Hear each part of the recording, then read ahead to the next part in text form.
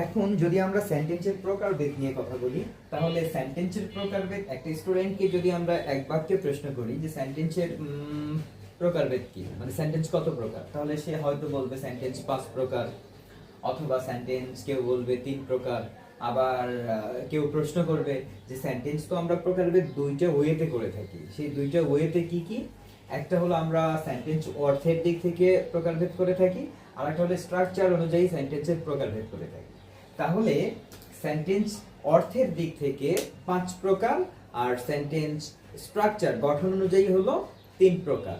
তাহলে sentence structure অনুযায়ী আর গঠন অনুযায়ী যে পার্থক্যটা, সেন্টেন্স অর্থের দিক থেকে যে 5 প্রকার, সেটা হলো অ্যাসার্টিভ সেন্টেন্স, আরেকটা হলো imperative sentence, interrogative sentence, objective sentence আর এক্সক্লেমেটরি সেন্টেন্স।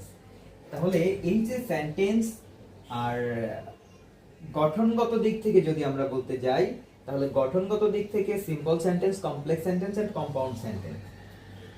আর অর্থের দিক থেকে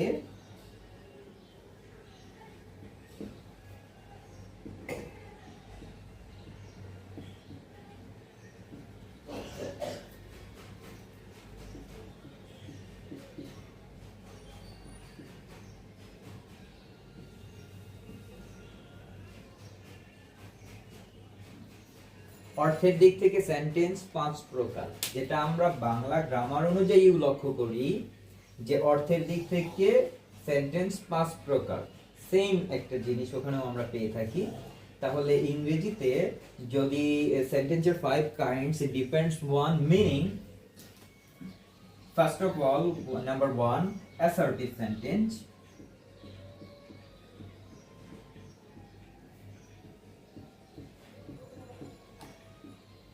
যেটা বাংলা গ্রামার অনুযায়ী, বাংলা ব্যাকরণ অনুযায়ী আমরা এটাকে বিবৃতিমূলক বাক্য বলতে পারি।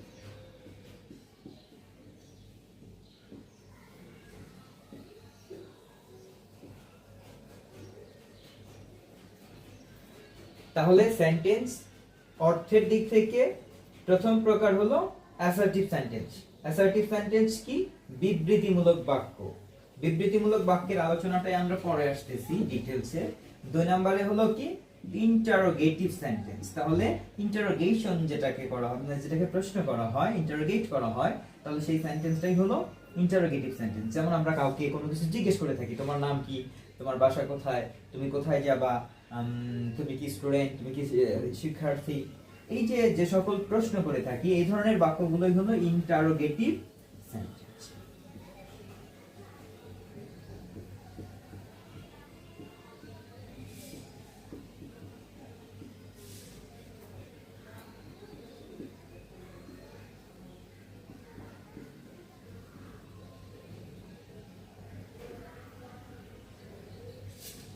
প্রশ্নবোধক বাক্য। এরপরে হলো 3 নম্বরে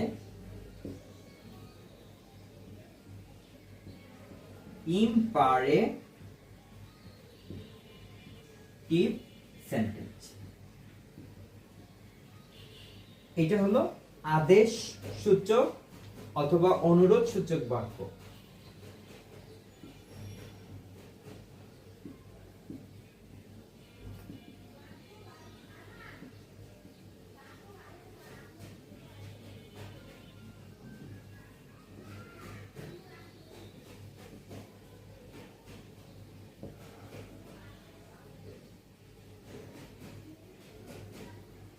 তাহলে আদেশমূলক বা আদেশসূচক অথবা অনুরোধমূলক বাক্য, এটা কি? Imperative sentence.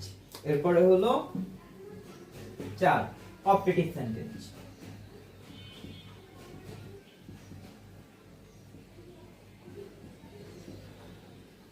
এটা কি? তাহলে অবজেক্টিভ সেন্টেন্সটা কি? অবজেক্টিভ সেন্টেন্সটা হলো যে সেন্টেন্সটা দ্বারা আমরা কাউকে কোনো ইচ্ছা প্রকাশ করি, কাউকে দোয়া করে থাকি, যেটা ইচ্ছা সূচক বাক্য। তাহলে ইচ্ছা বা প্রার্থনা সূচক বাক্য।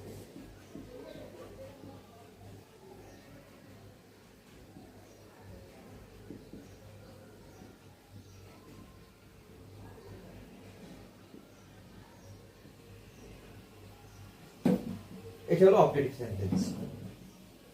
লাস্ট ওয়ান নাম্বার 5 এটা হলো এক্সক্লেমেটরি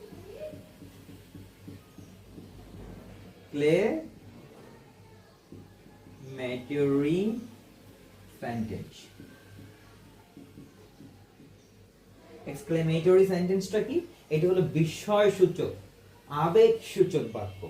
তাহলে এটাকে লিখতে পারি বাংলা গ্রামার অনুযায়ী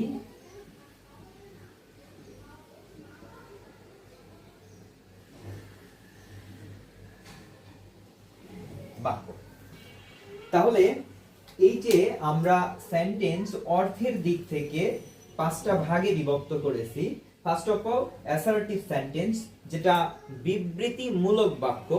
দেন ইন্টারোগেটিভ সেন্টেন্স, যেটা প্রশ্নবোধক বাক্য। দেন ইম্পারেটিভ সেন্টেন্স, যেটা আদেশসূচক বা অনুরোধমূলক, যেটা দ্বারা আমরা কাউকে কোনো কিছু আদেশ করে থাকি, অনুরোধ করে থাকি, উপদেশ দিয়ে থাকি, সেই সেন্টেন্সটাকেই মূলত আমরা কি বলতে পারি? ইম্পারেটিভ সেন্টেন্স বলতে পারি। দেন অপটেটিভ সেন্টেন্স নাম্বার 4। তাহলে অপটেটিভ সেন্টেন্স কোনটা? যেটা দ্বারা আমরা কোনো ইচ্ছা প্রকাশ করে থাকি বা প্রার্থনা করে থাকি, সেটা হলো অপটেটিভ সেন্টেন্স। এরপরে লাস্ট হলো এক্সক্লেমেটরি সেন্টেন্স। এক্সক্লেমেটরি সেন্টেন্স কোনটা? হাই, তুমি এতদিন কোথায় ছিলে? What a beautiful the girl is, what a nice day. তাহলে এই যে যেটা দ্বারা আমি আমার মনের আকস্মিক ভাব প্রকাশ করে থাকি, যেটা দ্বারা আমি আমার হয়তো আবেগও প্রকাশ করে থাকি, উচ্ছ্বসিত হয়ে যাই যে বিষয়টা দ্বারা, ওই উচ্ছ্বসিত মুহূর্তে হঠাৎ সাডেন কোনো যে বাক্যটা ইউজ করে থাকি আমরা, সেটাই হলো এক্সক্লেমেটরি সেন্টেন্স। এখন আমরা এরপরে আসবো গঠনের স্ট্রাকচার অনুযায়ী বাক্য কত প্রকার। তাহলে স্ট্রাকচার অনুযায়ী যদি আমরা বাক্য বিবেচনা করি, তাহলে গঠন অনুযায়ী বাক্য 3 প্রকার। তাহলে স্ট্রাকচার অনুযায়ী যে 3 প্রকার বাক্য, সেই 3 প্রকার বাক্য কি কি? একটা হলো সিম্পল সেন্টেন্স, যেটা সরল বাক্য, বাংলা গ্রামারে আমরা যেটাকে সরল বাক্য বলে থাকি। আরেকটা হলো কমপ্লেক্স সেন্টেন্স, যেটাকে মিশ্র বা জটিল বাক্য বলে থাকি বাংলা গ্রামারে। আরেকটা হলো কম্পাউন্ড সেন্টেন্স, যেটাকে যৌগিক বাক্য বলে থাকি। তাহলে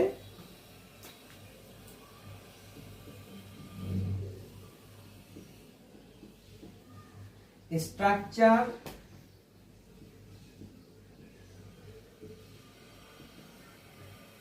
অনুযায়ী বা গঠন অনুযায়ী সেন্টেন্স 3 প্রকার। Sentence R 3 kinds depends on structure. First of all, simple sentence. Simple sentence মানে হলো বাংলা গ্রামার অনুযায়ী সরল বাক্য। কোনটা সরল বাক্য? যে বাক্যে কেবলমাত্র একটি সাবজেক্ট থাকবে, একটি ফাইনাইট ভার্ব থাকবে, তাহলে সেটাই হবে সিম্পল সেন্টেন্স বা সরল বাক্য। যেমন ওই আগের বাক্যে লিখেছিলাম Rana is a student, it's simple sentence. Number 2, এটা হলো কমপ্লেক্স সেন্টেন্স, যেটা বাংলা গ্রামার অনুযায়ী মিশ্র বাক্য বা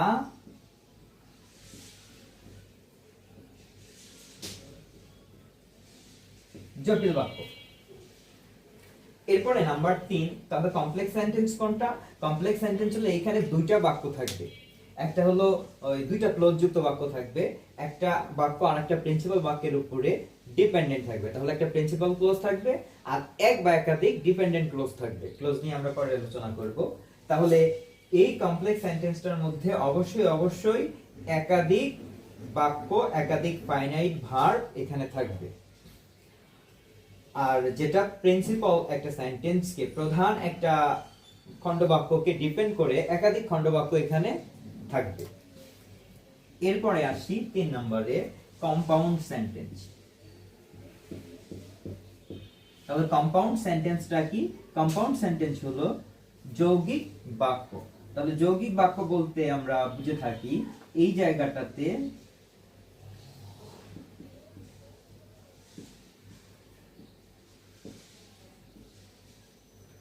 এই যৌগিক বাক্যের ক্ষেত্রে দুইটা ডিপেন্ডেন্ট ক্লজ থাকবে, কিন্তু এইখানে কিছু কোঅর্ডিনেটর রয়েছে, কিছু কানেক্টর রয়েছে, যে কানেক্টর গুলো দ্বারা দুইটা বাক্য, দুইটা প্রিন্সিপাল ক্লজ, দুইটা স্বাধীন বাক্য সংযুক্ত আকারে থাকবে। যেমন আমি বাজারে গেলাম, এটা একটা স্বাধীন বাক্য।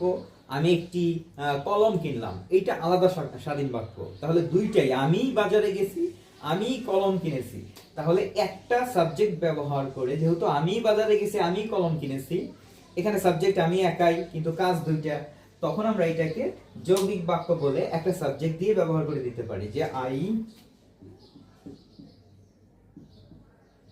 I have gone to market and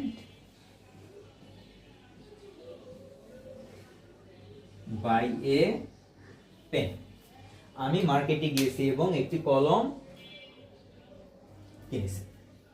বা এটা বট দিয়ে দিতে পারি, কারণ সেন্টেন্সটা শুরুতে পাস্টে লিখেছি, তাহলে বাই এর পাস্ট হলো বট। এটা হলো কম্পাউন্ড সেন্টেন্স, কারণ এখানে একটা সাবজেক্ট আছে, দুইটা ফাইনাইট ভার্ব আছে এবং দুইটাই আলাদা। এটাকে ক্লোজ তৈরি করে দিলে দুইটা স্বাধীন ক্লোজ হয়ে যাবে, আর এখানে দুইটাই প্রধান বাক্য হয়ে যাবে, প্রধান আলাদা আলাদা প্রিন্সিপাল ক্লোজ হয়ে যাবে, যার কারণে দুইটা প্রিন্সিপাল ক্লোজ একসঙ্গে হয়ে এন্ড, বাট ইত্যাদি দ্বারা যুক্ত হওয়ার কারণে এখানে আমরা এটাকে কি বলতে পারি, কম্পাউন্ড সেন্টেন্স বলতে পারি। দেন